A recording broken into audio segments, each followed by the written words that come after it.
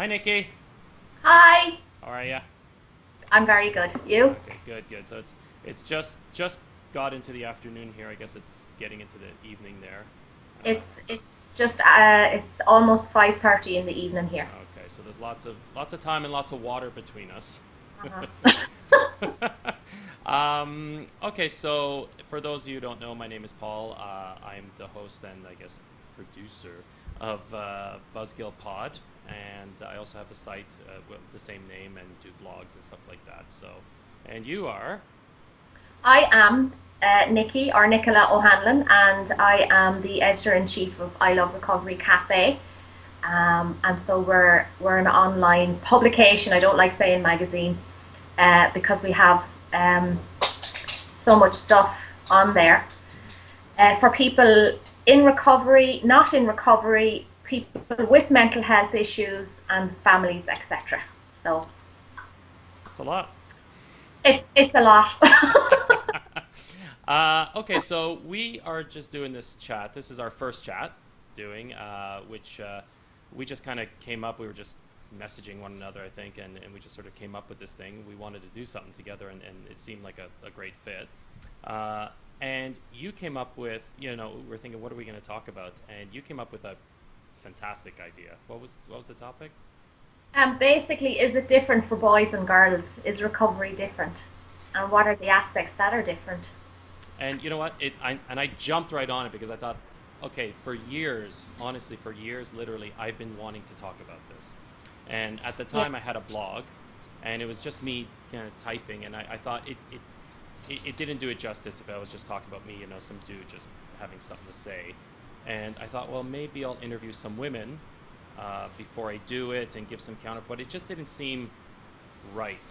And so when you mentioned it, I thought, oh, perfect, because I think there are some differences. Yeah. And the only other reason I didn't do it, the other thing I thought too was my old fear of, or the fear of someone say like, "Whoa, listen, man, like recovery's recovery, like I don't know why you're segregated, like it's like diabetes or heart attack, we just treat them separately." Or I'm like, but I don't know. I get the sense that obviously you see there's something different. I do, and even just any disease will be different for um, male and female from an emotional aspect and from a physiological aspect. So there are differences that are there, and I found from my own experience, um, it's not okay sometimes to talk about that. Hmm. You know, um, and the different aspects that affect the male and female. It's not okay really to say that it's different or that some issues are more difficult for men or women or anything like that. And it's something that it's been important to me, Hmm. um, because um, without looking at the feminine aspect of me as a person, I can't fully recover. Yeah, that's true. Uh, And it's the same for men. It's the yeah, same for men. You yeah, know. I agree completely. And there's so many other. It's not just a physical thing, like you said. There's so many things. I mean, if you know, it's funny because if I look online, and I did, when you look at, they'll talk ad nauseum about the differences between men and women in addiction in terms of, the physiological, the physical, the psychological, the emotional, the mental, all that kind of stuff. And they have these differences that, like women this, men this. But when it comes to recovery, there's very, very little. Right. And I know when I went for treatment, it was at all men. And I guess the obvious reason why they separated us, is obviously for the romantic or that kind of sexual kind of thing. But you know, I had a feeling, and it didn't come till later, that there's other reasons, perhaps, that they do that. So I guess my question to you is, I'm curious as uh, what would be, like, in your opinion, what would be the benefits, let's say, of in early recovery, having women just being with women and just surrounded with women? Um, for on a personal basis, for a start, and from helping other women and my what I've seen doing what I do, um, definitely the boundaries between the friendship and the romantic does cross over. We are highly vulnerable. We are highly vulnerable, and we don't know what boundaries are. I didn't know what boundaries were, Yeah. you know, um, and you're giving up your the love of your life, which is your addiction, Mm. and you're going to want to replace that with something else to love. And we talk about it all the time about the libido when we first stop drinking or using, and it's like it rockets, and we have all this emotional stuff going on, Yeah. and of course we want approval. We want to be told that we're attractive because we feel so crap about ourselves, Hmm. you know. So the boundaries get crossed very quickly. And while sometimes I've noticed that women and men think they're helping each other in early recovery, it actually can be quite damaging, because even if on one side it's platonic, often on the other side it's not. And so this unhealthy attachment is made. And it took me years to understand that. And it took me years to understand where boundaries need to be, and they need to be definite. Hmm. Hmm. Because as addicts or alcoholics, we can make anything seem the way we want it to. We're experts at. We're expert manipulators. Yeah. And so if those boundaries are not very very clear, it it all hell can break loose. I've seen people that is one of the biggest reasons that people relapse. Yes. Yeah. Yeah. And And I've that seen that too. Yeah, absolutely. I've seen, and it's funny. I've seen many, you know, young women coming into the rooms in 12 step, and some men who have a little bit of time sort of courting them. yeah uh, and it's funny because when that relationship, that pairing or relationship, if you will, it's not much, when that breaks up, I've seen actually the men go back out, yeah for the exact same reasons, because they're looking for something external to fill exactly. that void. Well, And it's also it's about it's they talk about going to any lengths and being fearless and thorough. And fearless and thorough is a very rare thing to find in recovery, hmm. because okay, we're dealing with the substance, we focus on the substance, and that's not what recovery is. It's about a complete and utter lifestyle change and look at yourself, Yeah. you know. Um, and I've only heard one man share about that in a meeting once, and I was so full of admiration for him. And he was an older man in his 60s, Yeah. and I was running this meeting, and I asked him to speak, and so he did, and he was like, and he was talking about him taking all these young women under his wing, Hmm. and kind of helping them along. And he said, one day, he said, I had to get really honest with myself Yeah. and look at exactly what I was doing. And he said it was a totally sexual thing. It was on my part. It was taking advantage of these young women who maybe needed a father figure. Hmm. And he sat there and he spoke about that, and I was like, good for you. And he said I had to just completely start over again. He said because this obviously I wasn't being truthful, Yeah. and that's not recovery. And I felt like getting up and applauding him, Yeah. but and nobody else shared anything about it. It's just like, yeah, it's let's fun. all be in denial. Well, it's funny. It's one of those topics that very few people will discuss, and I know. I mean, in terms of, like, for me, my experience with the men in that treatment center, uh, for men, we are sort of told, we're expected to fix things. We're fixers. We're lone wolves. We're not expected to ask for help and all that. And uh, being in together, you get to realize that, it's we can't be lone wolves. We can't do this alone. And the other thing, we talk about in recovery. We look at some of the causes and conditions, and resentments is one of them. And we always hear how, I know for me, I had a lot of resentments towards women, and uh, but what I didn't realize until I got into recovery and surrounded by men, I had a lot of resentments toward other men, and that was because of bullying and this, and I saw them as competition and stuff like that. And the funny thing is, as I got close to some of these men, and some of my mentors and all that, I had this thing where we started to get emotionally close, and I kind of shrink back a little bit. I shrunk back because I wasn't used to that. And my first thought, and it's embarrassing, but my first thought is like, is he gay? Does he like, Yeah. this is that's the only thing the only reason I can think of why he wants to be close and talk. And I remember, I'd have conversations with one guy in particular. We'd go to the park on a bench at night, and I thought, this is very strange. Like, this is something I would, back in the day, trying to court a lady, and take her into that. It's But what that helped me to do was to finally emotionally bond with other men, and being vulnerable and intimate, and not intimate, obviously, we think of that as physical, but intimate emotionally right here. So that really helped me in terms of being with other men in my recovery. Yeah.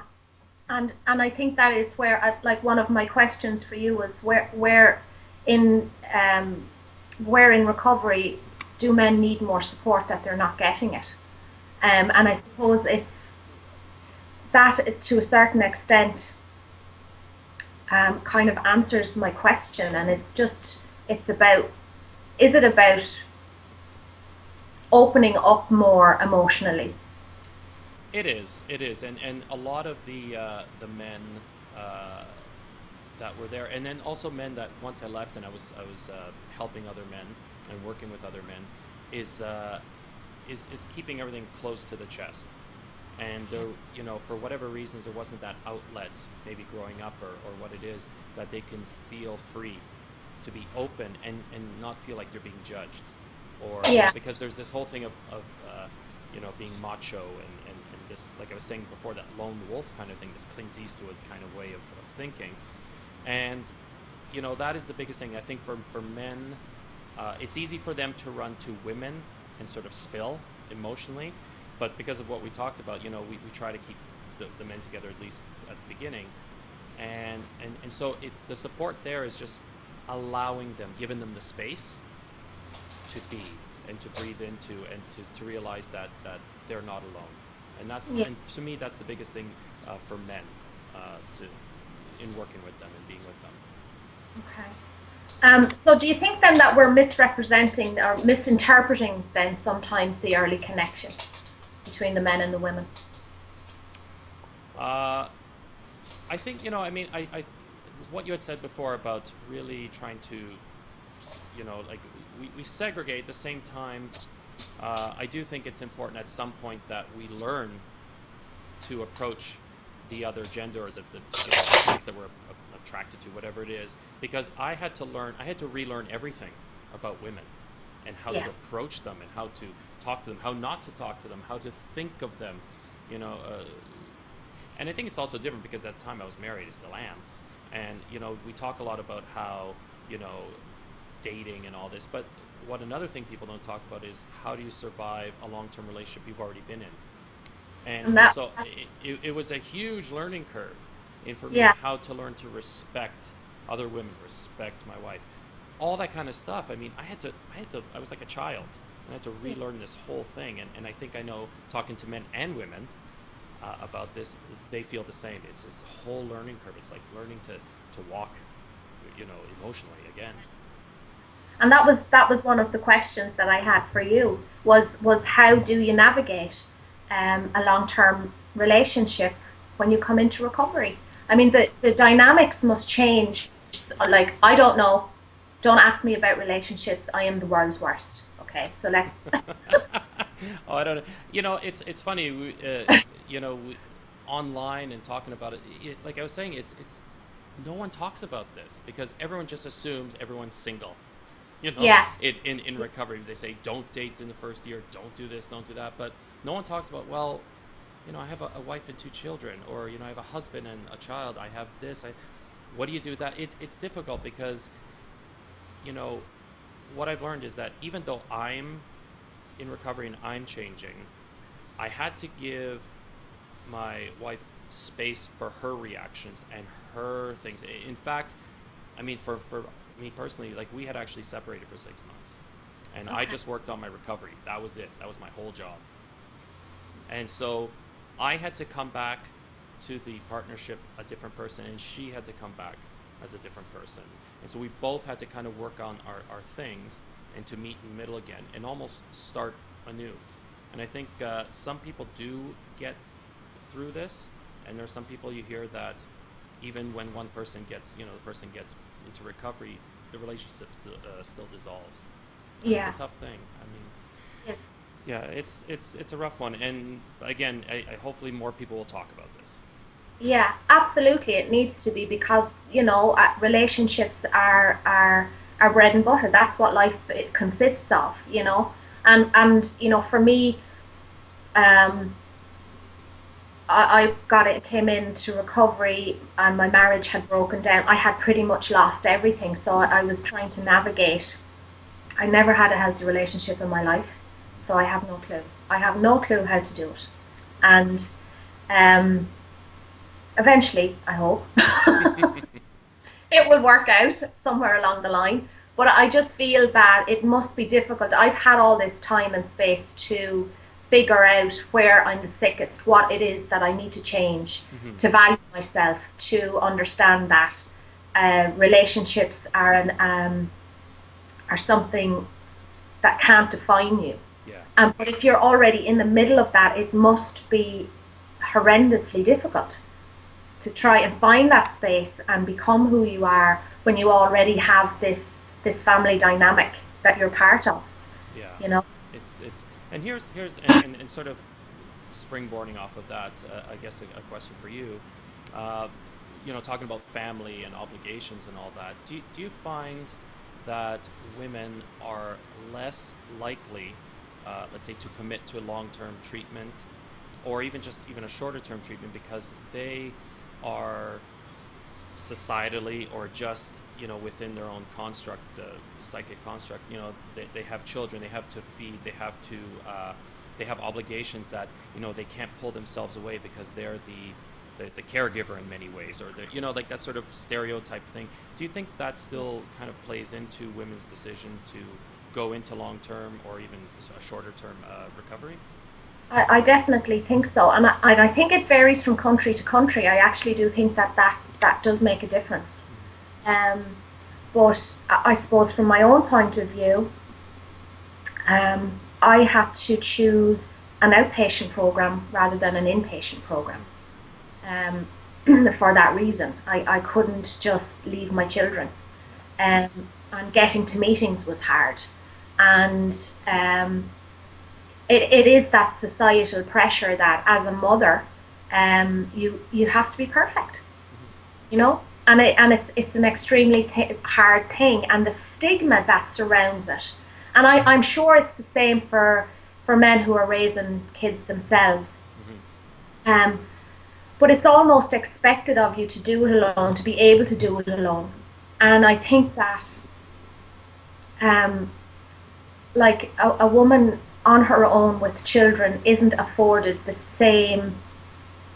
Is it sympathy is the right word? I'm not sure. Mm-hmm. Um, it's just expected of you, and I think that men who are raising kids on their own, oh my god, they're fantastic. You know what I mean? Yeah. Fantastic. And it's kind of it's a very old patriarchal thing. It's not just to do with recovery. It's Mm-hmm. to do with society in general. So it's very difficult. It was very difficult for me, and still can be. Yeah. It Yeah. still can be, very much so. And yeah, and I think it's for those reasons. I think for men, I know it's a little bit easier in general because we can sort of because again with that sort of the hunter gatherer and all that, we Yeah. it's easier for us to kind of go in there, and it's easier to say like I'm done and just be able to kind of wipe our Yeah. hands of it and go, because that's what I did. I Yeah. just said, well, you take care of the kids, I'm going to do this thing. And but it sounds like it is difficult. And like you said, and the big difference between inpatient outpatient, like that's a big difference. It is a big difference because you're being you've got to leave that treatment center and you're out vulnerable, and it's trying to stay away from your drug of choice or behavior of choice and all of that. Um, so yeah, it is difficult, but you know what? I think when it boils down to it, you have to want this no matter what kind of treatment you have, whether you're male or female or whatever. Yeah. The bottom line is you have to want it more than you want anything else, you know? Yeah, that's absolutely. It's first and foremost. And I one more thing just before we finish up. Thinking about that gentleman you talked about in that meeting, and with the young girls and all that. I remember when I first got in. Again, I had this resentment towards women, and I saw how close they were, and I was venting one day to my sponsor about this, and he said something that still sticks with me, and he said, Paul, most of these women, if not all, at some point in their lives have been sexually interfered with, And I remember reading Dr. Gabor Mate, Ghost, was a book, Realm of the Hungry Ghost, and he's a doctor that worked in Vancouver's Lower East Side, which is notorious for drug use and all that. And he said the same thing in his book. Actually, he said 100% of the female addicts that he worked with had at some point had some sort of sexual interference or abuse. Yeah. Um, do you and very small amount of men now are starting to come out about that sort of thing.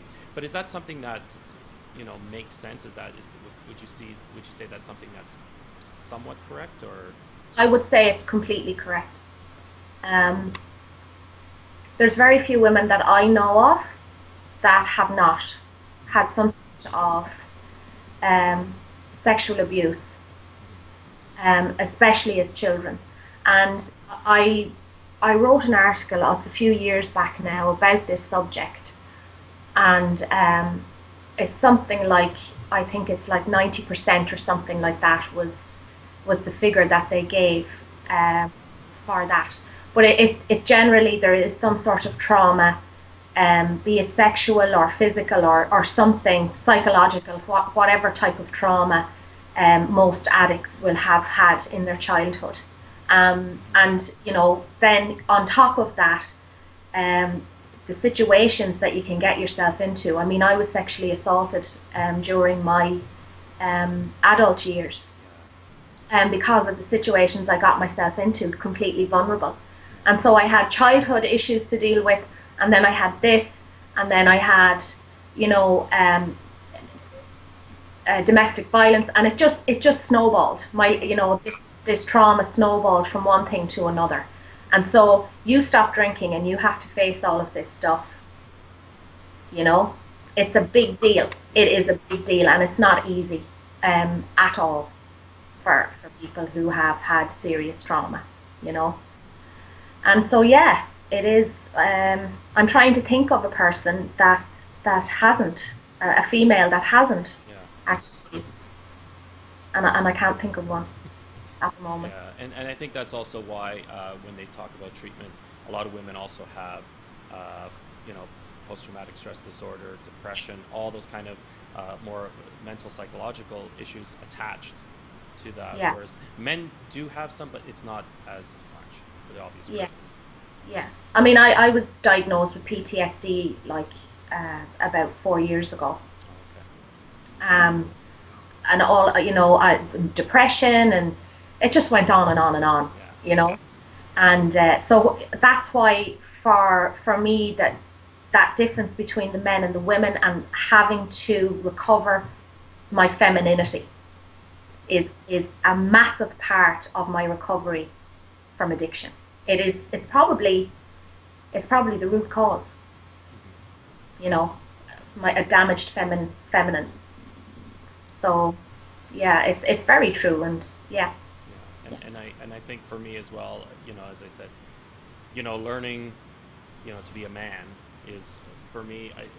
I've learned that pretty much from recovery.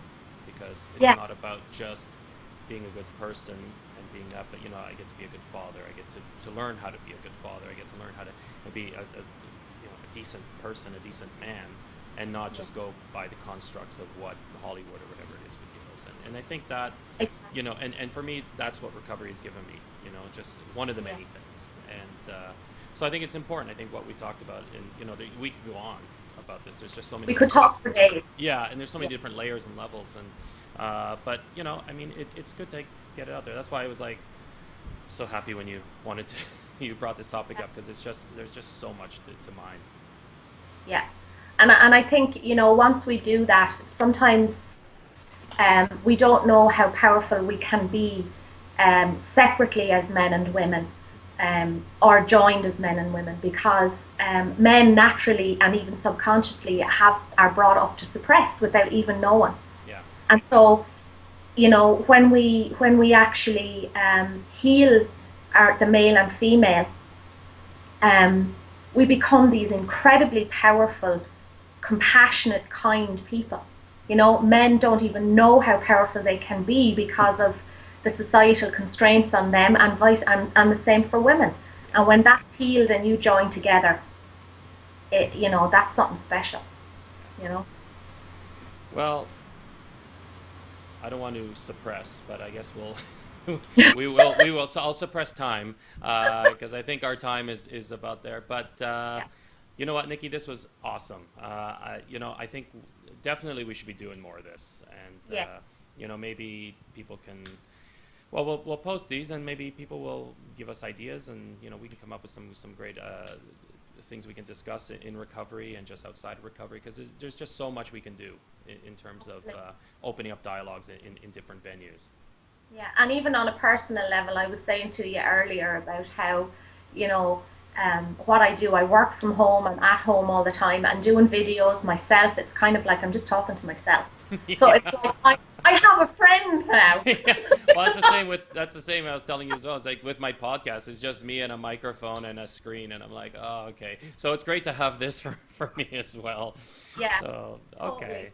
Well, thank you, Nikki. That's, and thank you, Paul. Okay, so we'll talk soon. Okay. Okay.